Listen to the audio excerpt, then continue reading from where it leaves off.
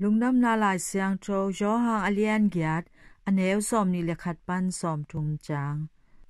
khat ve Jesu in amau te kyanga ke ka pai ta ding hi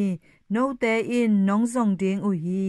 a hi hang in namo na sung u a no te na si ding u hi kapay na mun nong pai thei ke ding u hi a chi hi to khit chang in jura mi te in kapay na muna nong pai thei ke ding u hi chi a hi chang in ama le ama ki that ding a hi hiam a chi u hi Jesu in amau te kyanga no te in noi lam pan na hi u hi ke ka hi le tung lam pan hong pai ka hi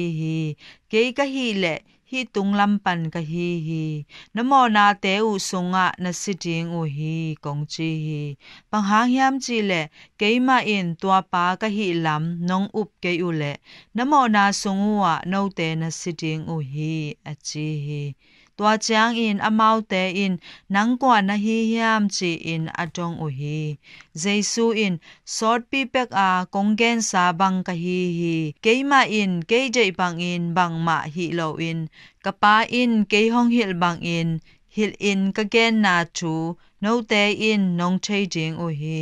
ke hong sol pa in ke ta om khom hi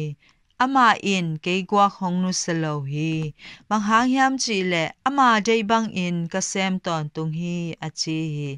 ama in hi chu te again khit chang in mi tampi te in ama a u hi in to pa lungnam na lai siang tho a hi Christo to pa on tunga phanna om ta hen